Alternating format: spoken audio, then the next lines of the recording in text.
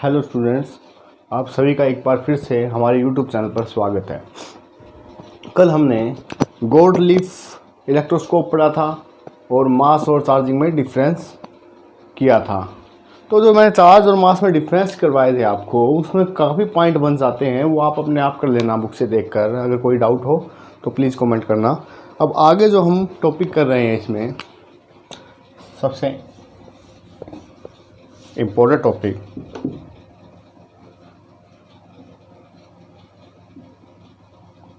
Coulomb's law. Coulomb's law क्या है? देखिए, हमने अभी तक पढ़ा कि दो चार्ज होते हैं। अगर अनलाइक चार्ज है, दोनों डिफरेंट चार्ज है, तो दोनों के बीच में फोर्स ऑफ अट्रैक्शन काम करेगा। अगर दोनों सेम चार्ज है तो फोर्स ऑफ रिपल्सन काम करेगा। ये हमने सीख लिया। और किस बॉडी पे पॉजिटिव चार्ज आएगा, किस बॉडी पे नेगेटिव चार्ज आएगा, ये हमने पता कर लिया। अब कूलम लॉ की ज़रूरत क्यों पड़ी? सबसे मेन चीज़ क्या है कि कूलम लॉ की ज़रूरत क्यों पड़ी? तो मान लीजिए दो चार्ज है अब आपके पास, एक पॉजिटिव ये और एक पॉजिटिव ये, ठीक है। ये दोनों एक दूसरे पे फोर्स लगा रहे हैं। ये इसने इस पे लगाया, इसने इस पे लगाया, तो ये फोर्स ऑफ रिपल्सन एक दूसरे से दूर भागेंगे। अब ये फोर्स कितना है, उसका मैग्नीट्यूड जानने के लिए हमें ज़रूरत किसकी पड़ेगी? कूलम्स लॉ की ज़रूरत पड़ेगी। कूलम फ्रांस के एक साइंटिस्ट थे जिन्होंने 1785 में ये नियम दिया था, और उन्होंने ही बताया था कि दो चार्ज Q1 एंड Q2, ठीक है। दो चार्ज Q1 और Q2 अगर हम किसी दूरी पर रखें, Q1 and Q2 placed at a distance R, then force between them is directly proportional to product of two charges and inversely proportional to square distance between them। तो ये क्या कहता है कूलम्स लॉ कि टू चार्जेज प्लेस या separate at a distance r, then force between them is directly proportional to product of two charges and inversely proportional to square distance between them। तो ये हमारा कूलम्स लॉ होगा। ये आपने gravitational field में भी पढ़ा था कि जिसके अंदर हम m1 m2 लेते थे चार्ज की जगह। तो हमने एक चीज़ देखी कि मैं इसे कंबाइन करता हूँ तो F is directly proportional to Q1 Q2 upon R square. तो ये इन्वर्स लॉ है, ठीक है ये इन्वर्स लॉ। इन्वर्स लॉ मतलब इन्वर्स लॉ क्या होता है, पहले ये समझिए कि हमने इसको इन्वर्स लॉ क्यों कहा। मान लीजिए Q1 Q2 इनके बीच में दूरी है 1 मीटर, 1 मीटर की दूरी है, और जो इनके बीच में फोर्स है वो 100 न्यूटन, 100 न्यूटन है, ठीक है। इन्वर्स लॉ क्यों कहते हैं, इसका मतलब समझते हैं। तो अगर मैं इनके बीच की जो डिस्टेंस है वो बढ़ा दूं, Q1 एंड Q2 इनके बीच की डिस्टेंस मैंने कर दी 2m, तो आपका जो फोर्स होगा, नेट फोर्स, वो क्या होगा 100/4, क्योंकि हमने क्या कहा है कि 1/r²। तो 1/r² का मतलब 1/2² मतलब 1/4। तो आपका जो रिजल्ट फोर्स होगा लास्ट में, नेट फोर्स, वो कितना हो जाएगा 100/4। अगर मैं इनके बीच की दूरी 3 मीटर कर दूं तो फोर्स कितना हो जाएगा 100/9। तो अगर ये इसकी डिस्टेंस पे इन्वर्सली वेरी करता है तो इसका मतलब ये इन्वर्स लॉ को फॉलो करता है, मतलब कूलम्स लॉ इन्वर्स लॉ है, ठीक है। चलिए आगे करते हैं। अब देखिए F is directly proportional to Q1 into Q2 upon R square. तो F equal to K Q1 Q2 R square. ये K क्या है, जिसने प्रोपोर्शनल के साइन को हटाया, इसे कहते हैं इलेक्ट्रोस्टैटिक फोर्स कांस्टेंट, क्या कहेंगे, इलेक्ट्रोस्टैटिक फोर्स कांस्टेंट के का कहा जाएगा, के को कहा जाएगा इलेक्ट्रोस्टैटिक फोर्स कांस्टेंट। तो इसकी जो वैल्यू होती है वो कितनी होती है, इसका मान जो होता है के का मान होता है 9 × 10⁹ यूनिट कितनी होगी। यूनिट के लिए आपको मैं बता दूं कि यहाँ से हम यूनिट फाइंड आउट कर सकते हैं, F × r² अपॉन में Q1 Q2 अपॉन में चला गया, r² ऊपर चला गया, तो ये किसका आएगा, के का फॉर्मूला। तो के की यूनिट क्या बनेगी, newton metre square upon coulomb square. तो हम कह सकते हैं न्यूटन मीटर स्क्वायर कूलम की पावर 2। तो इसकी यूनिट क्या हो जाएगी, 9 × 10⁹ newton metre square into coulomb की पावर -2। तो ये होती है हमारी के की यूनिट। ठीक है, इसके बाद हम के को लिखेंगे, के इक्वल टू होता है 1/4 पाई एप्सिलॉन नॉट।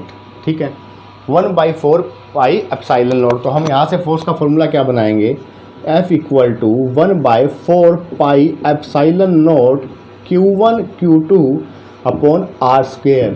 ठीक है, यहाँ पर फिर से लिख देता हूँ मैं, 9 × 10⁹ न्यूटन मीटर स्क्वायर कूलम -2। तो ये वैल्यू आपको याद रखनी पड़ेगी ताकि हम न्यूमेरिकल कर पाएँ इस पर। तो F equal to 4 pi epsilon naught Q1 Q2 upon r²। ठीक है, अब ये एप्सिलॉन नॉट क्या है, एप्सिलॉन नॉट क्या है, एप्सिलॉन नॉट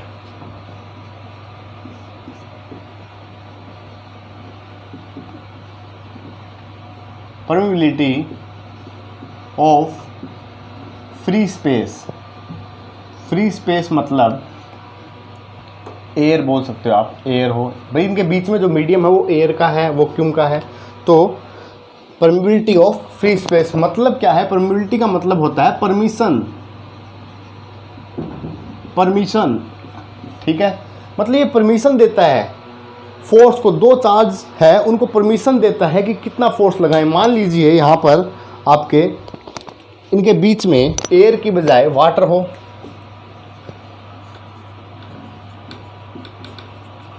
हो या ग्लास हो, मतलब जो स्पेस है, तो उसका इफेक्ट पड़ेगा इसके ऊपर, फोर्स के ऊपर। तो मान लीजिए वाटर आने से 1/81 टाइम्स जो फोर्स है डिक्रीज हो गया, मतलब एयर में फोर्स ज़्यादा लगेगा और वाटर में फोर्स कम होगा। तो मान लीजिए कि इतना फोर्स कम हो गया, तो इसका मतलब क्या है कि ये हमें बताता है कि कितना फोर्स इसके बीच में लगेगा या कितना फोर्स हमें परमिशन मिलेगी कि इतना फोर्स लग रहा है। तो इस पे हम पॉइंट पे आएंगे थोड़ी देर में कि इस पॉइंट के कारण हमने एक फार्मूला जो बनाया वो क्या फार्मूला बनेगा। अब एप्सिलॉन नॉट की वैल्यू कितनी होती है, एप्सिलॉन नॉट की वैल्यू कितनी होती है, देखिए यहाँ से हम वैल्यू निकाल लेंगे कि एप्सिलॉन नॉट की वैल्यू होगी आपकी K equal to 1/4 pi epsilon naught. ठीक है, और के का मान कितना है, के का मान हमने लिया 9 यहाँ से मैं के इधर ले आता हूँ 4 पाई के, और के का मान हमने लिया 9 × 10⁹ तो यहाँ से हमारी जो वैल्यू आई इसकी 8.85 × 10⁻12 न्यूटन मीटर स्क्वायर माइनस के और कूलम स्क्वायर। तो ये आपकी इसकी नेक्स्ट, तो ये तो था हमारा फ्री स्पेस के अंदर वैल्यू। ठीक है, नेक्स्ट कहता है कि 1 कूलम जो हम बोल रहे हैं, कूलम का 1 कूलम वो क्या होता है। एक तो आपने पढ़ी होगी कि व्हेन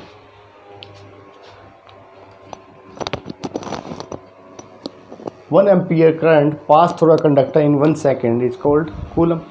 लेकिन यहाँ से अगर हम यूनिट पढ़ें इसकी, तो 1 कूलम क्या होगा, 1 कूलम मान लीजिए 2 चार्ज हैं, ये Q1 है और ये Q2 है। इसने इधर फोर्स लगा, इसका फोर्स इधर लगा, ठीक है। अब सपोज कीजिए कि जब 9 इंटू ये 1 मीटर की दूरी पर है, 9 इंटू 10 की पावर 9, when two charges separate by 1 meter distance and they exert force 9 into 10 की पावर 9 newton to each other, then charge is called 1 coulomb, ठीक है। Then charge is called 1 coulomb. मतलब क्या है कि अगर मैं फोर्स लगाते हैं ये चार्ज एक दूसरे पर, कितना, 9 इंटू 10 की पावर 9, और जो डिस्टेंस है वो कितना है, 1 मीटर है, तो क्या होगा चार्ज, तो चार्ज हम निकाल लेंगे, दोनों सेम चार्ज है। तो Q1 फोर्स इक्वल टू के Q1 Q2 अपॉन में R स्क्वेयर, और फोर्स का वैल्यू कितनी है, 9 इंटू 10 की पावर 9 इक्वल टू 9 इंटू 10 की पावर 9। Q1 Q2 इक्वल है तो ये Q स्क्वेयर हो जाएगा, यहाँ से 1 का स्क्वेयर आ जाएगा, तो इससे ये कट गया, ये इधर आगे क्या हो जाएगा, Q स्क्वेयर। तो हम कह सकते हैं Q equal two plus minus के 1, तो इसको कहेंगे 1 कूलम चार्ज। जो जब दो चार्ज सिमिलर चार्ज 1 मीटर की डिस्टेंस पे हो और एक दूसरे पर 9 इंटू 10 की पावर 9 न्यूटन फोर्स एक्सर्ट करे, तो उस केस में हम कह सकते हैं कि 1 कूलम चार्ज है। चार्ज की वैल्यू कितनी है, 1 कूलम, ठीक है। अगला,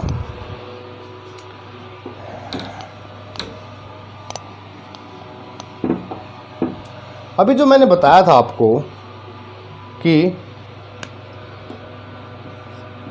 डाई इलेक्ट्रिक कांस्टेंट, अब मैं यहाँ पर ये लगाकर ये भी बोल सकता हूँ relative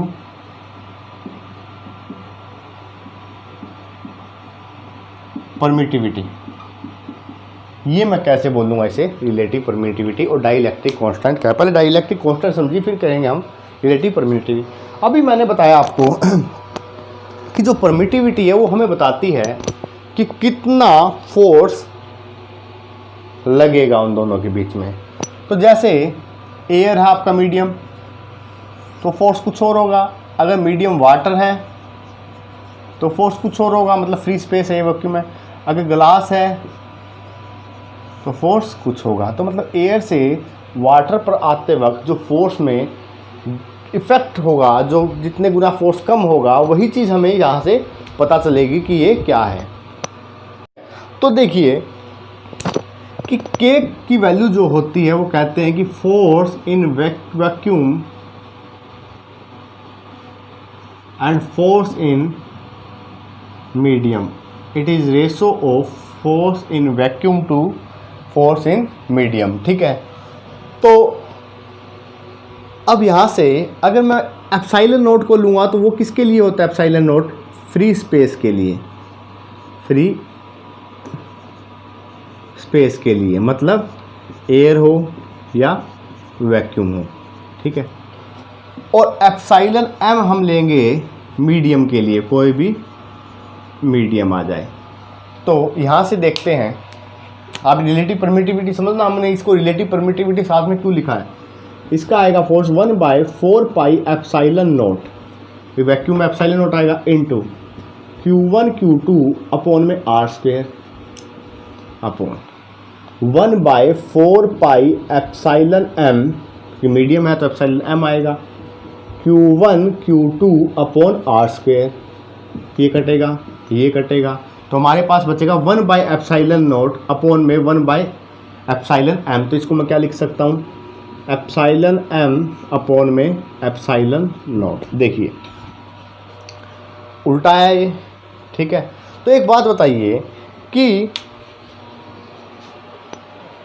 epsilon M upon epsilon naught, इसका मतलब क्या है कि permittivity in medium to permittivity free space. तो मैं कह सकता हूँ कि dielectric constant it is the ratio of permittivity in medium to the permittivity free space, या it is the ratio of force in vacuum to force in medium. तो दोनों ही एक बात है। तो इसको क्या मैं इन दोनों के रिलेशन को रिलेटिव परमिटिविटी नहीं कह सकता? एप्साइलन एम अपॉन में एप्साइलन नोट को मैं रिलेटिव परमिटिविटी भी तो बोल सकता हूँ कि इनके रिलेशन को बता रही है। तो ये क्या है? Relative permittivity. फ्री स्पेस की परमिटिविटी और मीडियम की परमिटिविटी के रिलेशन को जो बता रही है उसे कहेंगे रिलेटिव परमिटिविटी। और यहाँ से अगर मैं एप्साइलन एम निकालूँ तो वो किसके बराबर हो जाएगा? Epsilon naught to epsilon R. ठीक है, इसका मान आ जाएगा epsilon naught into epsilon R. तो मुझे उम्मीद है कि आप लोगों को ये पॉइंट समझ आया होगा। इसमें अक्सर स्टूडेंट्स को कन्फ्यूज़न होता है कि क्या मतलब है एप्साइलन नोट का और एप्साइलन आर का और एप्साइलन एम का। ठीक है, एप्साइलन एम जो है वो क्या है? वो मीडियम की परमिटिविटी है। एप्साइलन आर जो है मीडियम की परमिटिविटी टू फ्री स्पेस की परमिटिविटी का रिलेशन है, इनका रेशो है। ठीक है, और यही क्या कहलाता है? Dielectric constant. ठीक है, अब जो हमारा नेक्स्ट है वो है vector form of Coulomb's law. इस कूलम्स लॉ की वेक्टर फॉर्म। ठीक है, अब अगर हम सोचें कि वेक्टर फॉर्म की क्या ज़रूरत है, देखिए अभी तक हमने जो पढ़ा वो हमने मैग्नीट्यूड पढ़ा है। और किसी भी क्वांटिटी को दो तरह से एक्सप्रेस किया जाता है, एक तो उसके मैग्नीट्यूड से और एक उसकी डायरेक्शन से, तभी तो वो वेक्टर क्वांटिटी कहलाती है। तो अभी तक हमने जो फाइंड आउट किया वो क्या किया? इसका मैग्नीट्यूड। अब हम करेंगे इसकी डायरेक्शन को कैसे हम फाइंड आउट करेंगे। तो डायरेक्शन के फाइंड आउट करने के लिए हमें कुछ वेक्टर की हेल्प लेनी पड़ेगी। तो देखिए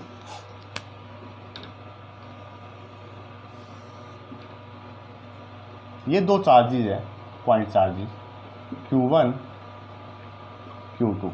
ठीक है, Q1 और Q2। इसकी पोजीशन मान लीजिए ओरिजिन से ये है R1 और इसकी पोजीशन ओरिजिन से R2 है।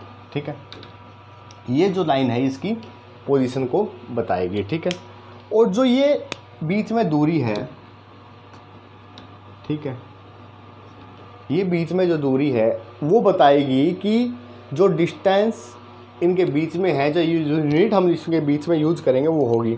तो ये क्या होगी? ये Q2 से आ रही है। ठीक है, ये Q2 से, समझिएगा इसको ध्यान से, Q2 से आ रही है तो इसको बोलेंगे हम R21। और ये Q1 से 2 की तरफ जा रही है तो इसे बोलेंगे R12। ठीक है, अब समझिए इसके अंदर हम पॉइंट कैसे लेंगे। F12 इसका मतलब आप कैसे निकालोगे? इसका मतलब क्या होगा? देखिए इसको सीधा से समझिए, force on 1/2, force on 1/2, on 1/2, on 1/2 मतलब पहले ऑन फिर बाय, पहले ऑन फिर बाय, तो फोर्स ऑन 1/2। तो F21 इसको क्या मतलब है? इसका force on 2/1, force on 2/1, force on 2/1 याद रह जाएगा। ठीक है, फोर्स ऑन 2/1। अगला, अब बात करते हैं इसको कैसे लिखेंगे। तो इसको लिखने के लिए R12 और R21। ठीक है, R12 और R21। ठीक है, तो 1-2 का मतलब क्या होगा? 1-2 का डिस्टेंस लेना पड़ेगा। पहले मैं इसको फोर्स को बता देता हूँ फिर 1-2 पे आएंगे। देखिए हमने क्या किया कि फोर्स ऑन 1/2, इस पे Q1 चार्ज है, सॉरी इसको मैं साफ लिख देता हूँ, Q1 और ये क्या है Q2। F12 कौन सा? फोर्स ऑन 1 मतलब इसके ऊपर Q1 चार्ज पे /2, अरे इसको 2 लिखना है भाई, फोर्स ऑन 1/2, तो इसका मतलब ये कहाँ होगा? F12। इसने जो इसके ऊपर फोर्स लगाया वो इधर आएगा। अब फोर्स ऑन 2/1 तो यहाँ पर क्या लोगे? F21। समझ आया कि इस पे लगने वाला फोर्स क्या है? इसके ऊपर तो 2 फोर्स लगाएगा, F2 लगेगा फोर्स, मतलब Q2 लगाएगा फोर्स, तो Q2 ने फोर्स लगाया इसके ऊपर, तो फोर्स ऑन Q1/2 और फोर्स ऑन Q2/Q1। तो यहाँ से हम इनको लिख देंगे। ठीक है, तो अब बात करते हैं R12 और R21 की। तो R12 सीधा ही है कि R12, देखिए R12 का मतलब हम इधर बढ़ रहे हैं, इधर बढ़ रहे हैं, तो इस सारे में से ये माइनस होगा, इस सारे में से ये माइनस, सारा कितना है R2, आखिरी में R2 है ना, तो इसको हम लिखेंगे R2 माइनस R1। कहने का मतलब क्या है, R1 से R2 की तरफ जा रहा है, तो R12 अगर निकालोगे तो R2 में से R1 माइनस हो जाएगा, तो इतनी आएगी। और दूसरी क्या है R21, मतलब यहाँ से यहाँ आ रही है, तो इस सारी में से ये इतना माइनस होगा, तो R1 माइनस R2। ये क्या है कि ये जो पॉइंट है ये आपको कंफ्यूज करते हैं एग्ज़ाम के अंदर कि हम किसको क्या लें। तो यहाँ से एक चीज़ आप ध्यान रखना कि ये दोनों फोर्स सेम है, ये दोनों फोर्स इक्वल है, फोर्स है लेकिन opposite, equal and opposite force. तो हम कह सकते हैं कि F12 equal to F21 minus का, लेकिन साइन क्या हुआ माइनस, सिर्फ साइन इसकी डायरेक्शन को बता रहा है कि इसकी डायरेक्शन अपोजिट होगी, ठीक है। अब एक यूनिट वेक्टर हम यूज़ करते हैं जिसको हम ए कैप से डिनोट करते हैं। इसका मतलब क्या होता है, ए वेक्टर अपॉन में ए मैग्नीट्यूड। इसको किसी की डायरेक्शन शो करने के लिए हम कैप लगाकर यूनिट वेक्टर का यूज़ करते हैं, और वो क्या होता है ए वेक्टर अपॉन ए मैग्नीट्यूड, और ये आपने प्लस वन में किया भी हुआ है। तो यहाँ से अगर मैं फोर्स निकालूँ F12, फोर्स निकालता हूँ F12, ठीक है। F12 फोर्स कितना हुआ, के ले लेता हूँ पहले, Q1 Q2 अपॉन में R²। अब अगर मैं सिंपल इसकी बात करूँ तो सिंपल ये तो सिर्फ यही आएगा कि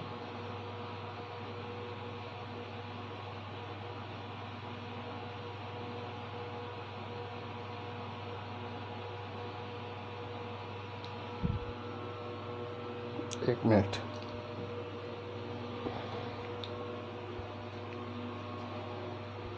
ठीक है, सिंपल तो हमारा ये आएगा। अब अगर मैं डायरेक्शन इसकी शो करूं तो इसकी डायरेक्शन क्या होगी, इसकी डायरेक्शन देखिए F12 है, तो F12 की कौन शो कर रहा है F2 R21, तो यहाँ से जो शो कर रहा है वो कौन है R21, ठीक है। R21 हमारी जो डायरेक्शन शो कर रहा है, तो इस पे वेक्टर नहीं, इस पे यूनिट वेक्टर शो करोगे। अच्छा एक बात बताइए कि अगर मान लीजिए मैं कहूँ कि आपसे कि R21 है, सिर्फ मैग्नीट्यूड शो करना है, तो मैग्नीट्यूड शो करने के लिए मैं सिर्फ ओनली ये लिख सकता हूँ, ये मैग्नीट्यूड ही तो है, डायरेक्शन अगर हमें शो नहीं करनी, मैग्नीट्यूड ही शो करना है, तो ये लिख सकता हूँ। और इसको मैं सिंपल ऐसे भी लिख सकता हूँ, क्योंकि हमें क्या शो करनी है, इसमें सिर्फ मैग्नीट्यूड शो करना है, और जो नीचे होता है ये मैग्नीट्यूड शो करता है, ऊपर जो होता है वो वेक्टर शो करता है। तो मैं इसको क्या लिख सकता हूँ, F12 के Q1 Q2 अपॉन R²। तो इसको मैं लिख सकता हूँ कि R21 का वेक्टर, सॉरी इन अपॉन में R21 लिख सकता हूँ, और R21 को मैं सिंपल R भी लिख सकता हूँ, ठीक है। तो मैं इसे कंप्लीट करूँगा तो क्या होगा, Q1 Q2 upon R³ into R21 का वेक्टर। तो ये जो है हमारी वैल्यू आ गई किसकी, vector form of Coulomb's law F1 और F2 की। अब इसको सही तरह से करना है तो सही तरह से कीजिए, क्या हुआ, K को 1/4 पाई एप्सिलॉन नोट कर लीजिए, करना चाहो तो 1/4 pi epsilon note Q1 Q2 upon R³, और R21 क्या था, R21 था आपका R1 माइनस R2। तो ये आपका यहाँ से vector form of Coulomb's law आ जाएगी। तो ये जो फोर्स है ये हमारा फोर्स है F12, क्या है ये फोर्स F12। तो अगर मैं इस रिलेशन से इस फोर्स का, दूसरे फोर्स का अगर मैं इस रिलेशन से मान निकालूं कि F12 equal to minus of F21, तो इसका मतलब क्या है कि F21 जो आपका आएगा, F21 जो आपका आएगा वो क्या होगा, F21 होगा आपका माइनस के F12।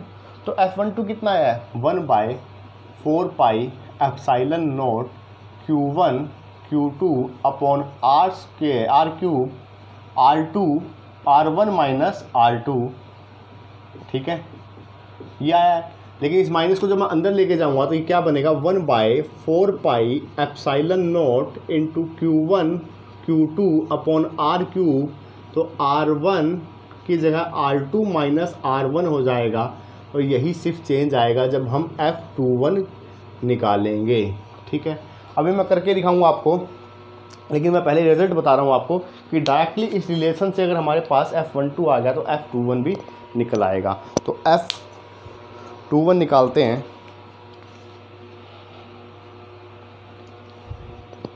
आप नोट कर लीजिए जब तक।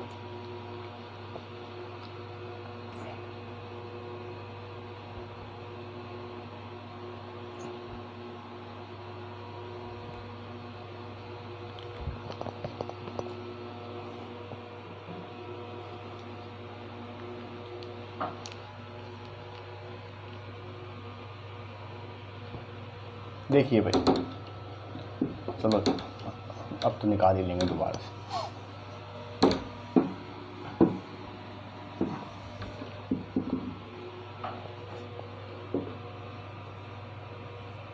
ठीक है, तो अगर मैं F21 निकालूं तो F21 कैसे होगा, F21 के Q1 Q2 अपॉन में R², और इसकी जो डायरेक्शन शो करेगा, और डायरेक्शन कौन शो करेगा, डायरेक्शन शो करेगा F21 की R12। देखिए ये शो कर रहा है इसकी डायरेक्शन, इस फोर्स की तरफ R12 है।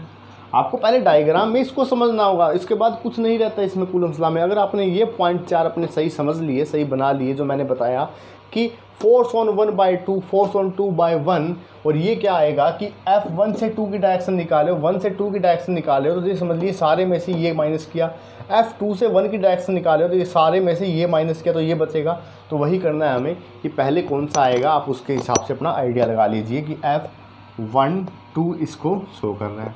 तो K Q1 Q2 अपॉन में R², तो यहाँ पर क्या होगा, सॉरी इसको Q2 यहाँ पर हम लिख सकते हैं 1/2 अपॉन में R।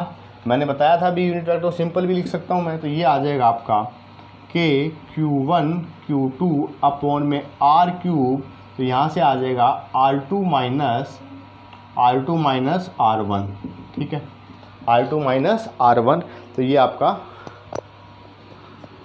F21 का मान 1/4πε0, अगर फ्री स्पेस में तो ε0 Q1 Q2 अपॉन में R³ into R2 minus R1। तो यही आया था हमारा जब हमने उस रिलेशन से निकाला था। तो ये है हमारा फोर्स 2/1, मतलब फोर्स ऑन 2/1। फोर्स ऑन 1/2 भी हमने निकाल लिया, फोर्स ऑन 2/1 भी हमने निकाल लिया। तो ये था कूलम्स लॉ की वेक्टर फॉर्म। इससे जो नेक्स्ट पॉइंट हमारे होंगे उसको हम नेक्स्ट क्लास में करेंगे। तब तक आप इसके नोट्स बनाइए और प्रैक्टिस कीजिए, जितनी ज़्यादा प्रैक्टिस हो सके। और न्यूमेरिकल कोई भी मत छोड़िए, न्यूमेरिकल सभी कीजिए, क्योंकि न्यूमेरिकल जो होंगे वो आपके कंसेप्ट को स्ट्रॉन्ग बनाएंगे। ये चीज़ ध्यान रखना, कंसेप्ट कभी भी याद नहीं रहते। कंसेप्ट अगर अच्छे से समझ लिए तो याद रहेंगे, अगर रट्टा मारा तो कभी भी याद नहीं रहेगा। उसके लिए आपको क्या करना है कि कंसेप्ट आप न्यूमेरिकल कीजिए, और जब आप अपने कंसेप्ट को न्यूमेरिकल में लगाओगे तो आपके वो चीज़ें बहुत अच्छे से समझ आएंगी और याद रहेंगी। Thank you.